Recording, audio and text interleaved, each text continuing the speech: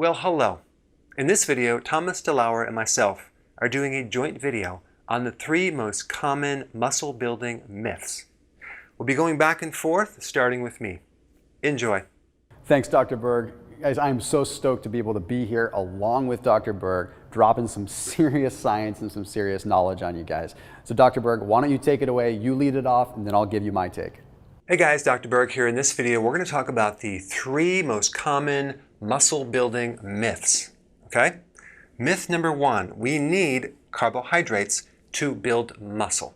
Okay, now it is true that we need insulin to help build muscle, that's true.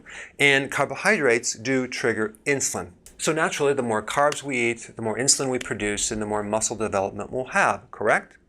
Not quite, because the problem is when you do excessive carbs, you make insulin unavailable, okay? So insulin can't work anymore. Now, how much carbohydrate does a person really need? Is there such a thing as an essential carbohydrate?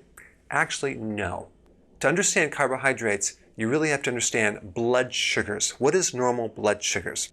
So a person with normal blood sugar would only have about 1 teaspoon of sugar in their entire body of blood. So we don't need much sugar. In fact, our bodies can even make sugar from the protein that we consume. But the average person consumes between 27 and 31 teaspoons of sugar every single day. That's 27 times more than we really need. So we have a situation where we have massive amounts of insulin, yet it's unavailable to the cells. It's unavailable for the muscles to grow. Thus the poor muscle development with high carbohydrate diets. So what is the solution? To answer that, I'm going to bring on my friend Thomas DeLauer to see what he has to say. You nailed it. There's not even a whole lot more I can add to that, but what I'm going to ultimately say is I used to be that person that was consuming a lot of carbohydrates to try to build muscle. And quite honestly, you guys have seen my before pictures probably, and we're going to show them on the screen right now. That's what I looked like when I was consuming carbohydrates all the time. So you have a really good point. It's that insulin resistance that Dr. Berg is talking about. You're consuming so many carbohydrates that your body is essentially adapted to them, and it has to start creating more and more and more insulin just to have a simple response to carbohydrates. So therefore, it can make it so that it's very hard on your body. Now, to add on to what you were saying, Dr. Berg, what people need to understand is that ketones, like when you're in a low carbohydrate state or when you're on a ketogenic diet, are actually very, very muscle preserving. So believe it or not, when you have ketones in the blood, like when you're on a high fat, low carbohydrate diet, your muscles hold on to the carbohydrates that they would normally have. So it's kind of crazy, but ketones actually preserve carbohydrates in our muscles, which means that our muscles are protected from catabolism. Our muscles are protected from being broken down.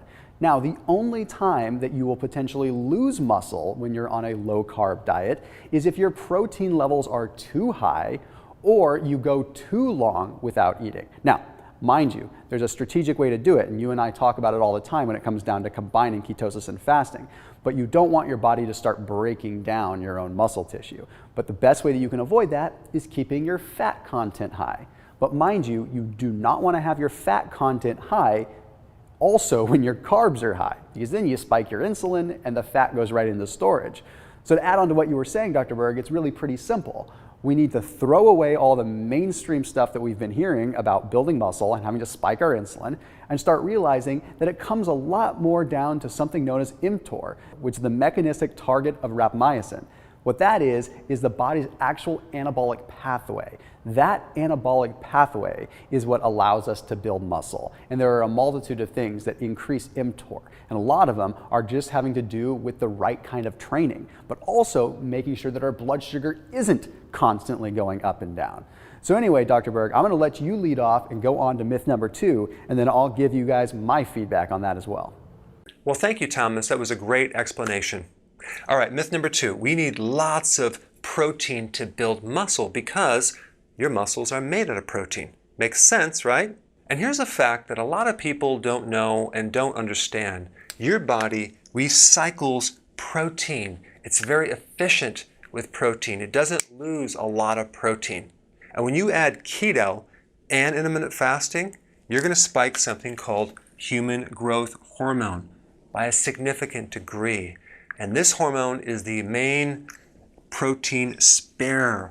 In other words, it protects the loss of protein. So on average, a person would need between 3 and 6 ounces of high quality protein for each meal. Now that's an average. It could be a little more, could be a little less. Now what's going to happen if you consume too much protein? For that answer, let's go to Thomas and see what he has to say.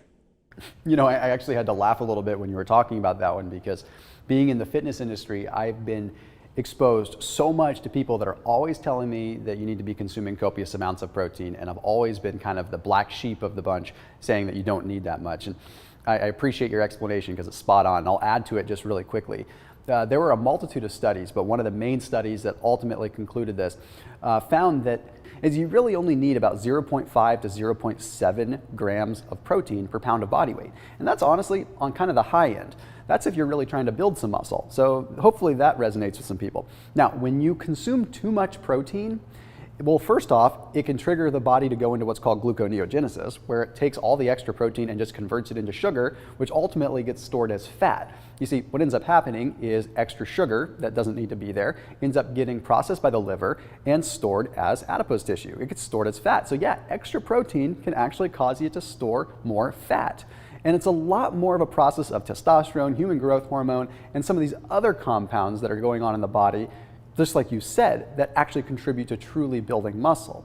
Now, it can actually have a negative effect on your kidneys if you have too much protein. Now, you have to go pretty far to have a serious effect on your kidneys, but when they actually started looking at urine samples, they did find that urea nitrogen levels were elevated, which means that people were wasting protein when they had too much. So the biggest thing here, outside of the fact that you could be hurting your kidneys, is you're wasting your money. Because if you're eating good, high quality protein, like good organic meats that you should be, and getting your protein from good, honest sources, and compiling complete proteins from different amino acid profiles, then you're spending a good amount of money on it. And it's probably gonna be what you're spending the most money on out of your entire diet. So don't waste it.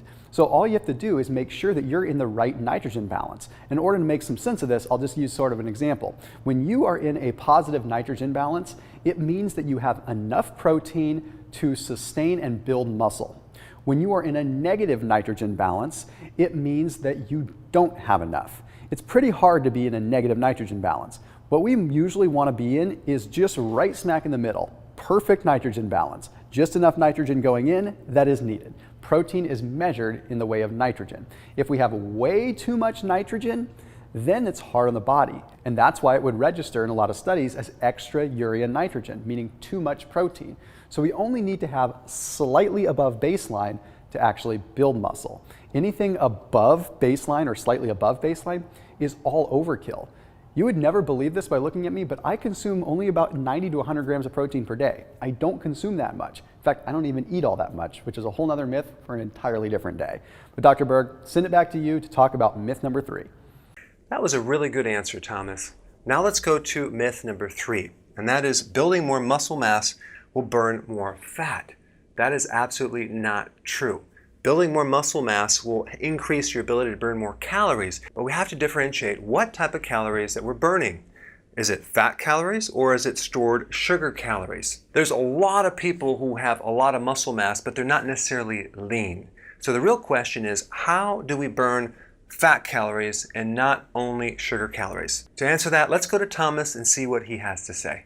Well, yeah, I'm a perfect example of someone that had a lot of muscle, but still didn't exactly look good. When I was 280 pounds, I had a lot of muscle, but I was hardly lean. So to your point, that's exactly right.